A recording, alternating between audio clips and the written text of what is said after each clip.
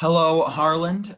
Congratulations on making the merge in Virtual Survivor Season 2. How do you feel just on a base level regarding making the merge? Well, I feel good because I always love making merge, and that's when the game really starts speeding up and everything gets serious. Finally, talk to everybody and try to see where everyone's heads are at and everything. So I feel pretty good, though I am a little nervous because I've heard my name has been thrown around a bit. Yeah, so I have a few questions that could branch off just that answer. First one, you said, I always love making the merge. Talk to me about your experience with playing Survivor. All right, Because well, from what I understand, it's a lot, right?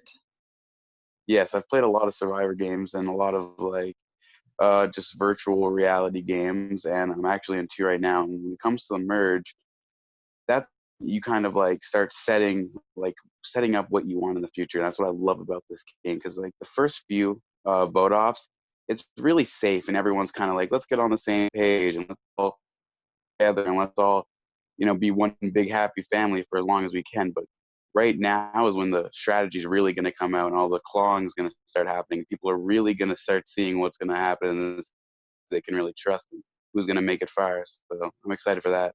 So you have this idea of we're just one big happy family pre-merge. Once merge happens, the claws come out, like you just said.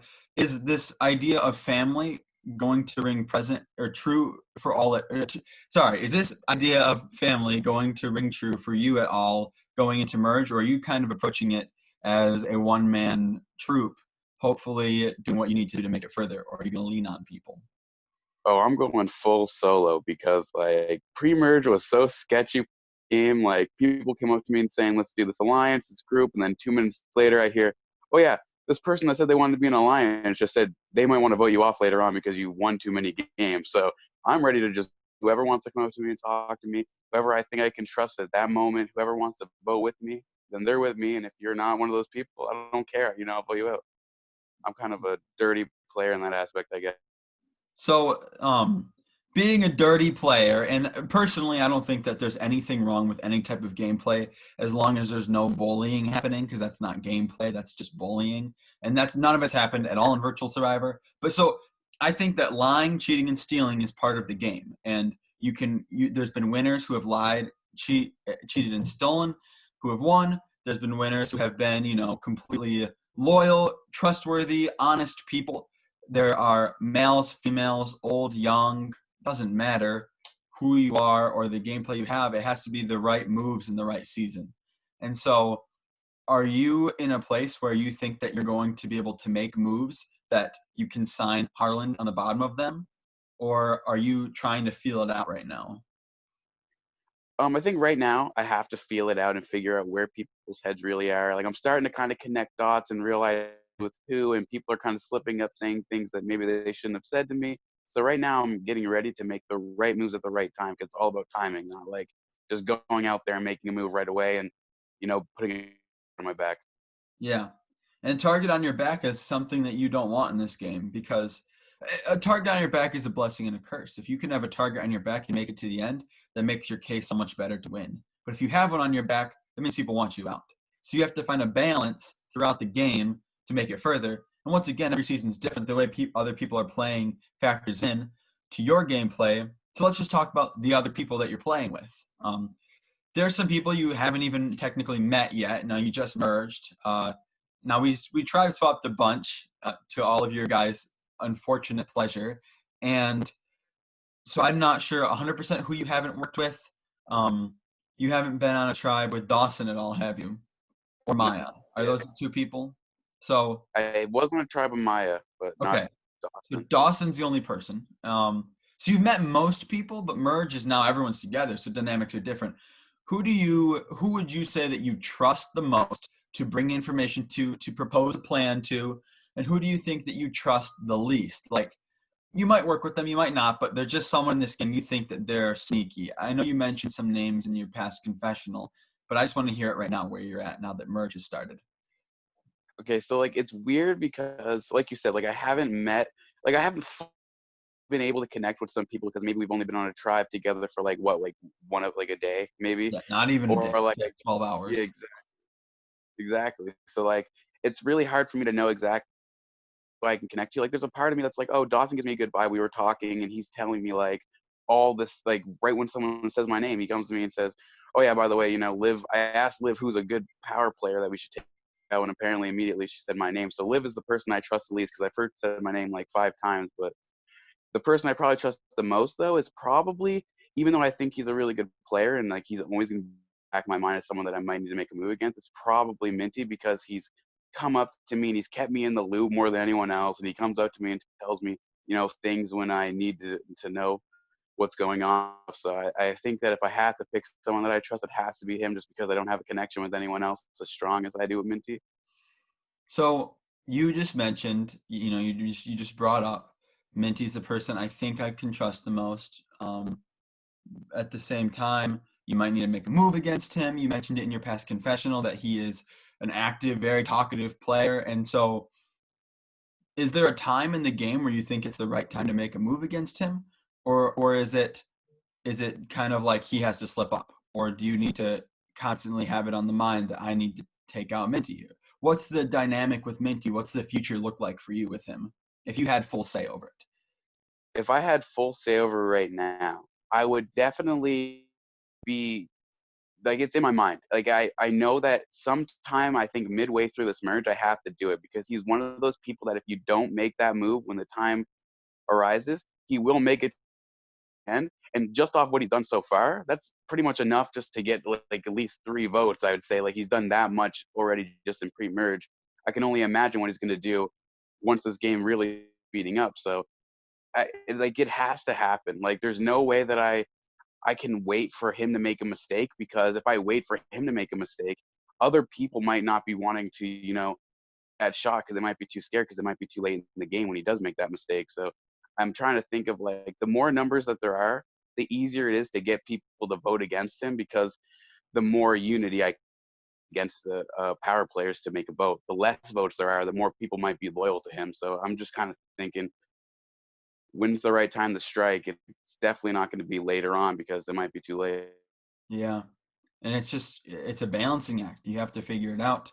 And that's kind of the fun of the game. It's not knowing when to do something, but knowing you need to do it. It's kind of a reflection of real life. And obviously Virtual Survivor is much less so a reflection of real life than I would say Real Survivor is. But it's true. You know that you have an agenda.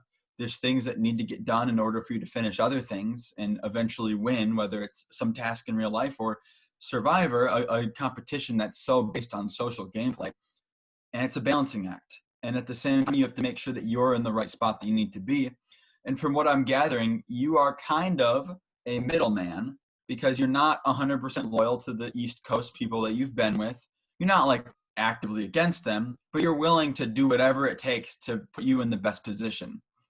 Would you say that this strategy that you're currently within is a winning strategy at the end? Like, could you pitch yourself if you had to sit right now with everyone else who's in the game and talk to just let's just say that there's a jury who witnessed everything that everyone has done. Do you think that you would have a shot to be one of the top people with what you've done so far? I think that with the strategy that I have planned out, and like some of the that I'm ready to start doing, and some of the, packs or allegiances I'm ready to get through, I think that if I can pull off what I want to pull off, that I can definitely be in that top, you know 3 contenders. But if I don't pull off what I need to pull off, and if I'm not able to get my name out there and people start like talking about me, not too much where I become a threat, but enough that people realize that I am playing this game, then I don't think I'd win if I do Okay. make it to the end. So I like this because you have stuff set in place. You're like a train or a plane ready to go in motion. You've spent pre-merge, packing up and getting ready. What does tonight look like? Because as I've mentioned before, and I try to keep bringing it up to you guys, after tonight, we're doing a lot of double tribals, double challenges. So tribal or challenge tribal, a few days in a row because this game is going to go quick. And we've spent a lot of easy time. We've had some twists here and there, letting the socialization sink in. Now it's a lot of gameplay. It's going to be happening back to back to back. What happens tonight for Harland that gets you where you need to be for this roller coaster that's about to happen? tonight is big because like the first vote is always, in my opinion, one of the biggest because it's going to set you up for how you want to play for the rest of the game. So tonight for me is throw the immunity challenge, as stupid as it could sound, but I need to look weak, continue to look weaker and weaker to these people. So even if they don't trust me, they don't want me gone.